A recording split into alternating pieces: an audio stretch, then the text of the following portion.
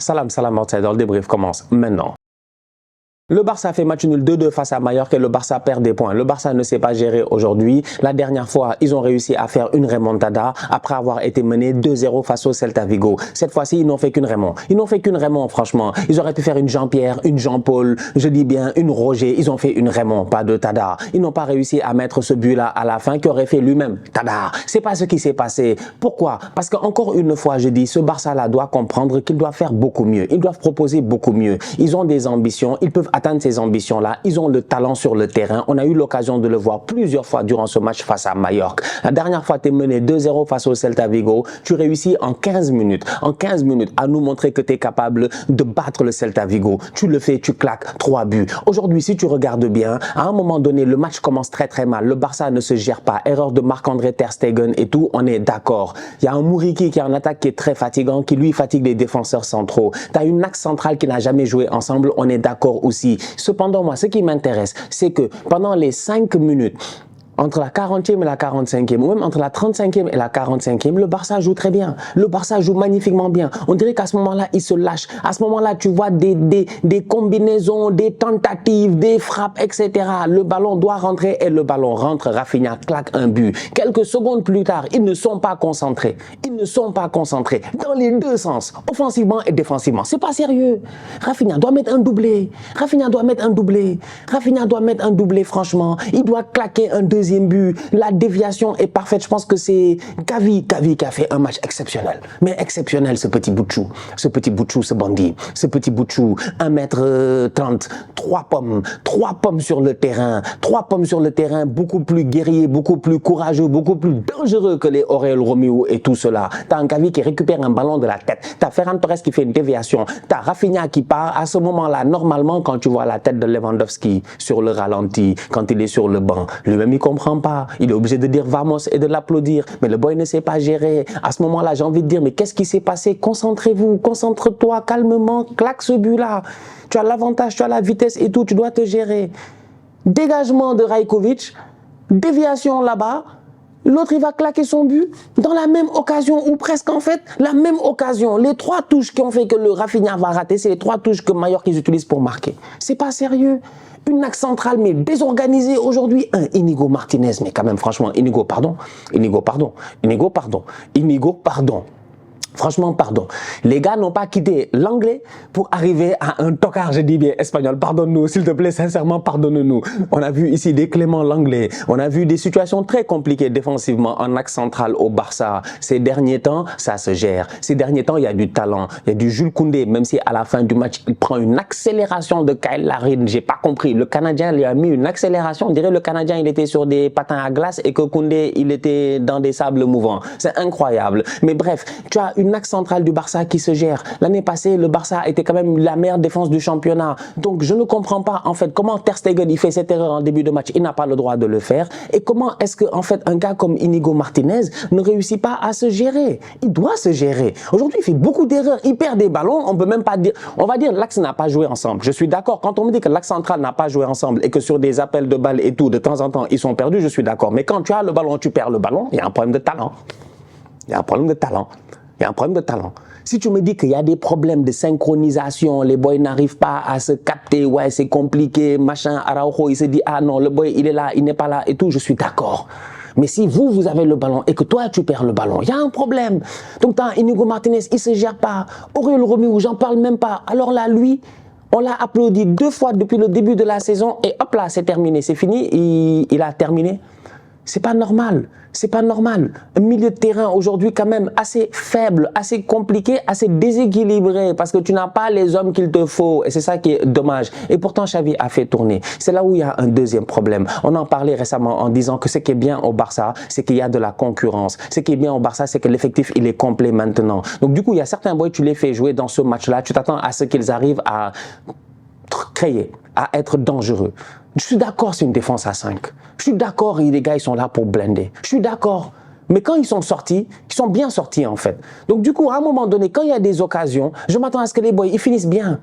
Ferran Torres.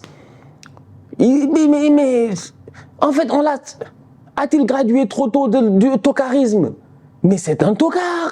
Mais c'est pas possible. Mais Ferran, pourquoi? Mais pourquoi Ferran, il est comme ça? Ferran, il fait un bon match, 2 bons matchs, 3 bons matchs, 4 bons matchs. On pense que c'est fini. La machine est lancée. Le boy va claquer à chaque fois. Là, ça fait 2 matchs qu'il n'a pas marqué, si je ne me trompe pas. Je vais vérifier avant qu'on me dise que tu dis des bêtises. Ça fait 2 matchs, il n'a pas marqué, je pense, le Ferran Torres.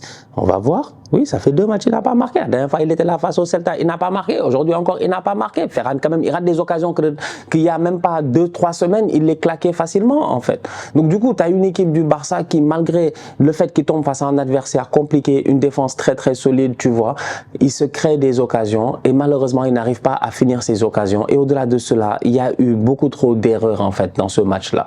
Des erreurs défensives. Ter Stegen n'a pas ce droit-là. Inigo Martinez, il est là. Son match est très compliqué et très difficile. On va voir dans le futur, mais il va falloir que rapidement qu'il prenne le rythme. Il va falloir qu'il prenne le rythme parce qu'ils ont besoin de rotation en défense. C'est très important d'avoir cette rotation-là si tu veux éviter les blessures. Surtout que tu as un Barça qui peut jouer dans toutes les compétitions, qui peut jouer la Liga, la Copa del Rey et la Champions League. Et je pense qu'ils ont l'effectif pour le faire. Parce que quand tu vois la fin de match, quand tu vois la rentrée de certains boys, il y a de quoi être bluffé. Le petit Firmin, quand il rentre, il est très bon.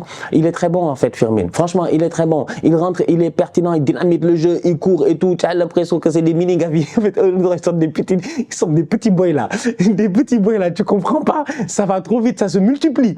Comme un virus. Ça se multiplie sur le terrain, mais une action extraordinaire, en fait. Une action de gamin. Une action de gamin, commencée par Lamine Yamal, finie par le petit Firmin. Extraordinaire, sincèrement. Lamine Yamal, lui, dès qu'il est rentré, il a commencé à enflammer le match. Il prend les gars à gauche, à droite. On me dirait il y a penalty. Je dis non. Personnellement, après avoir vu le ralenti plusieurs fois, il n'y a pas penalty. Il n'y a pas penalty. Lamine, c'est un bandit. C'est un voyou. C'est un bandit. Il est bien rentré dans la surface. Il savait qu'il a poussé le ballon. Il savait qu'il ne peut pas faire grand chose. Il allait chercher le penalty. Il a mis son pied, l'autre est venu, mais l'autre ne l'a pas touché. L'autre l'a touché, oui, mais après incident. Franchement, après incident, c'est assez compliqué de siffler penalty. Il aurait pu peut-être siffler penalty, mais à mon humble avis, le fait d'être allé voir à la VAR, ben, il y a un doute en fait. Il y a un énorme doute. Donc pour moi, il n'y a pas penalty. Mais la rentrée de Lamine Yamal est juste exceptionnelle. Elle est juste exceptionnelle. Mais décrocher à gauche, décrocher à droite. La passe qu'il donne, s'il vous plaît, à Rafinha, sur le but de Firmin. Mais la passe est juste magnifique. En fait, c'est ça, Lamine Yamal. C'est ça, Lamine Yamal. C'est un gamin qui est juste talentueux. C'est un gamin qui est juste dangereux. C'est un boy qui sait dynamiter le jeu. En fait, c'est un boy, il sait tout faire. Il sait tout faire. Ah, à un moment donné, il a fait un contrôle. Il y a un Néerlandais là qui est rentré. Un Belge là, Van der quelque chose là. Je suis désolé, hein, Van der... alors, on va prendre le temps d'aller voir le nom du frérot qui est rentré. C'est important. Van der Heyden. Mais Van der Heyden, il est rentré, il a pris un coup. Il a pris un truc de Lamine Yamal. Lamine Yamal l'a laissé là-bas sur place. Il a fait un truc comme ça, mec, il l'a laissé sur place. Lamine, il est trop fort.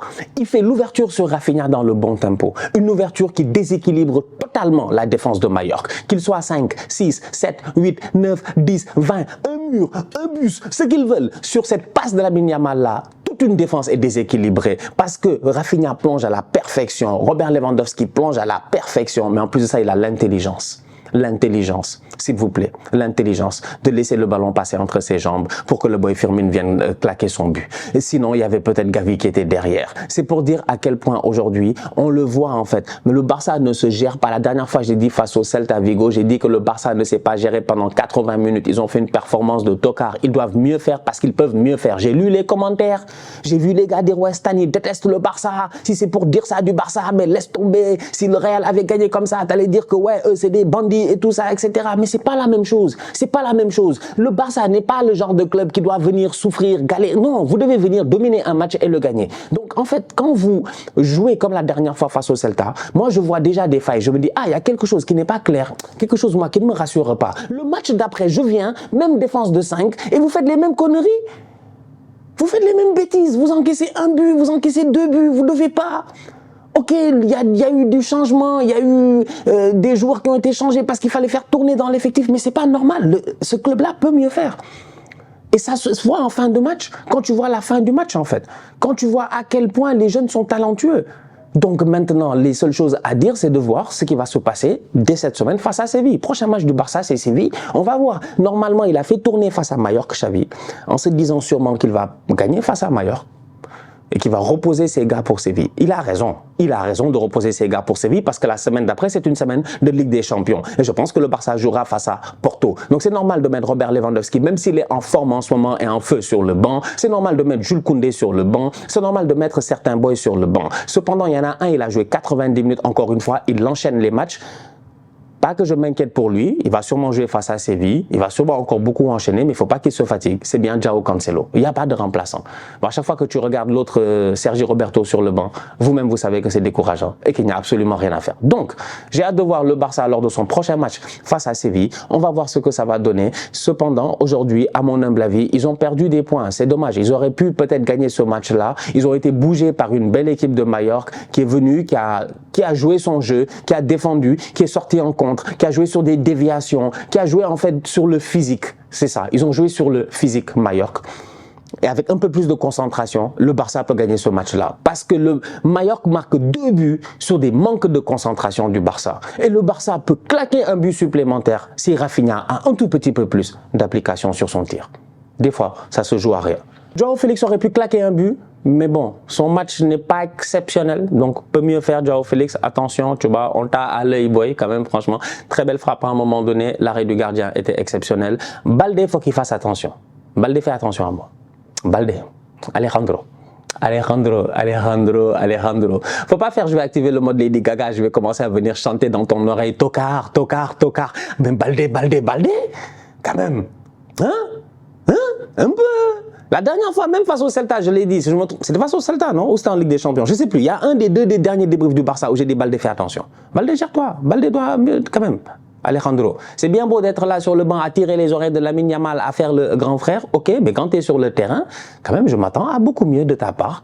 Parce que pour le moment, j'ai envie de dire que Alejandro Baldé peut beaucoup mieux faire. La famille, on se capte très bientôt pour une nouvelle vidéo. D'ici là, on continue à liker, on continue à partager, on s'abonne. On est ensemble, on reste en santé. C'est le plus important. Tous outsiders.